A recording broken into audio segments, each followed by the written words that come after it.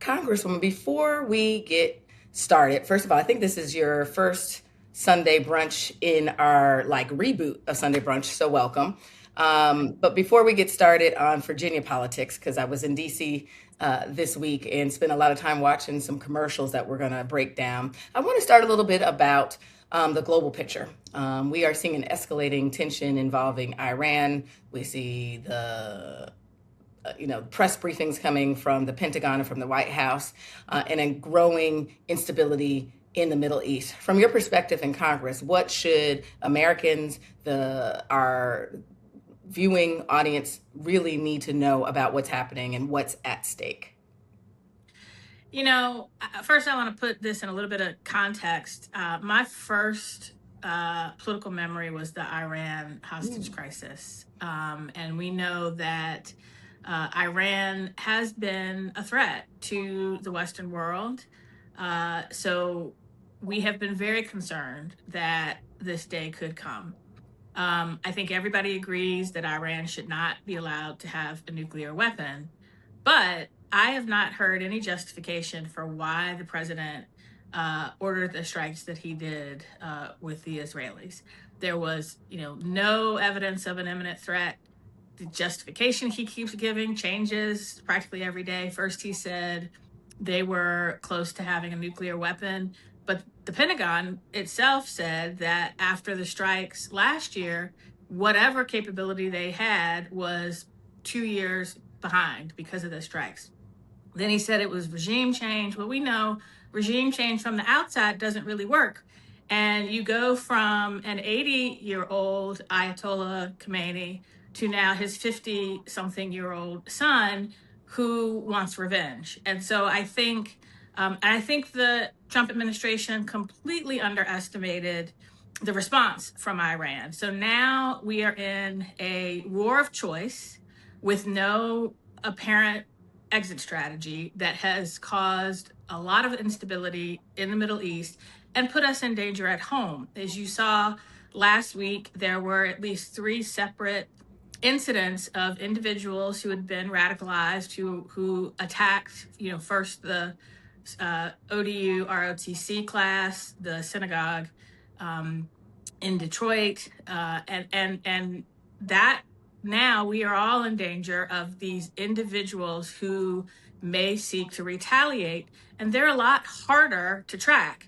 Meanwhile, the Trump administration has decimated the intelligence capability of the Department of Homeland Security and shifted its mission more towards this out of control immigration enforcement rather than focusing on keeping Americans safe. So I'm very concerned about how long this is going to last, because we also, you and I came of age in the middle of the first Iraq war. We've seen the war in Afghanistan. Both of those were, I think 20-year wars. I am hoping we are not in the middle of another forever war that Trump ran for office saying he was going to get us out of. Yeah, I think what I'm continuing to hear as I travel the country talking to particularly, obviously, Black women, it is that concern of the uncertainty of retaliation, that it is not Yes. only individual radicalized people that are not connected, it is also the fact that they have a very connected network here in the Yes. US and across the country. So we are 419 days into this administration. It feels like 535,000 days. Years. A lot has happened every single day. There is something new. It is definitely such a politically toxic and racially divisive times in our country. What concerns you most about the direction of the country in this moment, and what do you anticipate may come up next politically? I think the biggest worry that I have, a lot of people are suffering, whether it's the cost of living crisis we find ourselves in, whether it is the rise in overt racism and anti-Semitism and sexism that seems to be okay under this administration, whether it's this war that we find ourselves in, whether it's the rollback of not just 4 years of progress, but in some cases 50 to 100 years of progress. A lot of people want to check out. They're burned out. And I hear, especially from young people, Why bother? That worries me the most, because in a government by, of, and for the people, government will only reflect the perspective of and therefore meet the needs of the people who participate. And if we check out, then we're lost. This is the 250th anniversary of the birth of American democracy. And that's not a very long time. But if we're not careful, American democracy could end this year if we allow the Trump administration to demoralize us to the point where we don't watch the news, where we don't engage with our elected officials, and where we don't vote. I mean, that line, let me repeat the line you said: democracy could end on the 250th anniversary. Let that resonate, and recognize that we, the people, this is our democracy and we need to fight for it. So, turning to Virginia, there is a special referendum election coming up on April 21st, talking about every election matters. Oftentimes people are not tuned in. Many people, in your district and across the state are like, April 21st? This is about drawing national attention to a growing discussion and concern around protecting our voting rights and not gerrymandering gerrymandering a constituency from a political lens. Can you explain to our voters what exactly this referendum is and why it matters? So it is a constitutional amendment to allow mid-decade redistricting here in Virginia. And let me first talk about why we're here. Donald Trump knows that the Republican agenda, his administration, is very unpopular, and he knows that if the only way to win the midterms, the House and the Senate midterm elections, is to rig it. And so he bullied the Texas legislature, the Missouri legislature. He tried in Indiana. Now he's got Florida looking at it to, in his words, find me more seats. And so they drew very partisan gerrymandered districts to eliminate Democrats. They got rid of the one seat in Missouri that was held by a member of the Congressional Black Caucus, Emmanuel Cleaver. And so in Virginia and in California, we're fighting back by saying we're going to level the playing field. But here's the biggest difference. In Texas and Missouri and probably in Florida, they just did a map behind closed doors and put it out and said, this is the new map. In California and in Virginia, we are sending the map to the voters.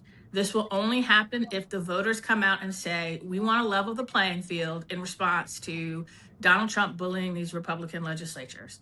And so that's really what's at stake here is, are you going to let Donald Trump rig the system by getting more seats in Texas and Missouri and potentially Florida?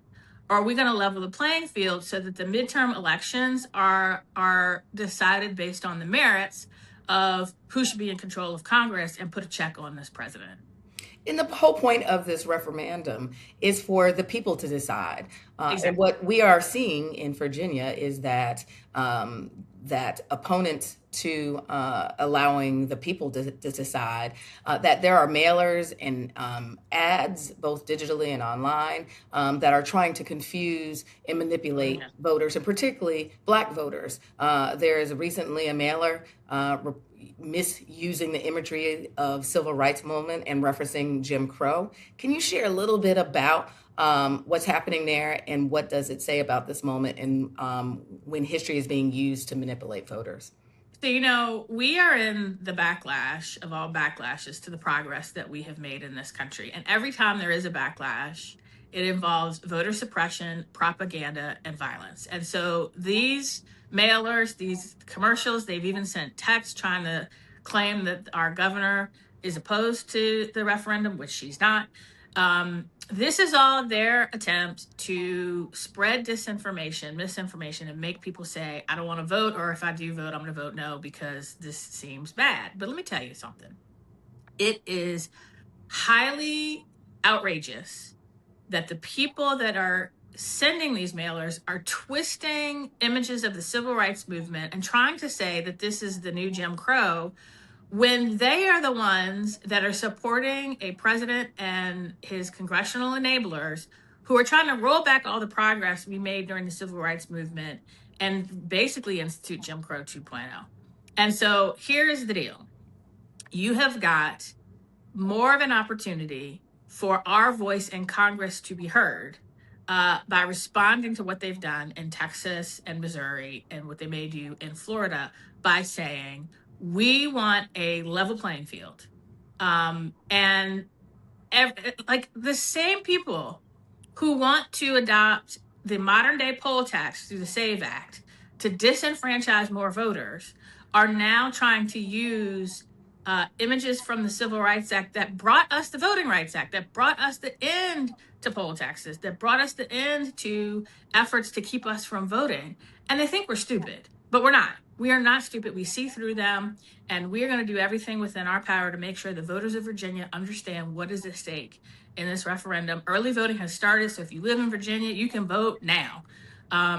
Anytime between now and when the polls close at 7 o'clock on April 21st. Vote yes. So I think you would agree that leadership in these times can be very heavy. And so I want to first thank you for your leadership, thank you for your voice, and thank you for your fight.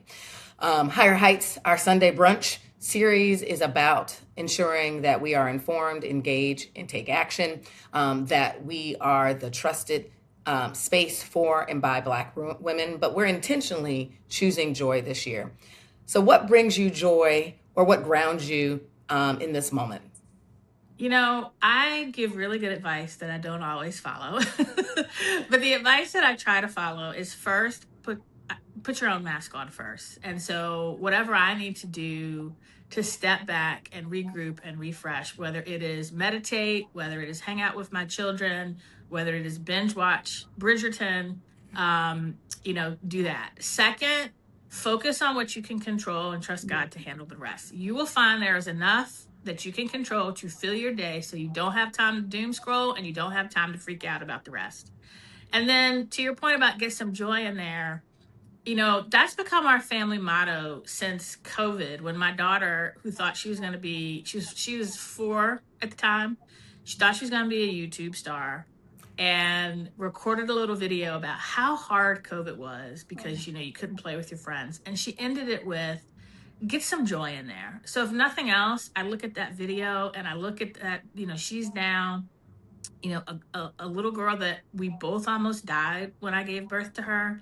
And now she's almost 11 and in the beginning stages of puberty. And I just, if nothing else, I look at her and say, we both almost became that statistic of, a Black woman and baby who died in childbirth, but we didn't. And I grabbed joy in that. And then I grabbed joy in the fact that I am, and every one of you watching is, we are our ancestors' wildest dreams. While we are fighting the same fights that our mothers, grandmothers, and great-grandmothers fought, we are fighting them from a position of more strength and power than they ever imagined. And we fight them so that our children and our grandchildren don't have to. And that brings me joy. Well, thank you for reminding us what grounds us. Thank you for joining us, Congresswoman Jennifer McClellan from Virginia. Thank you.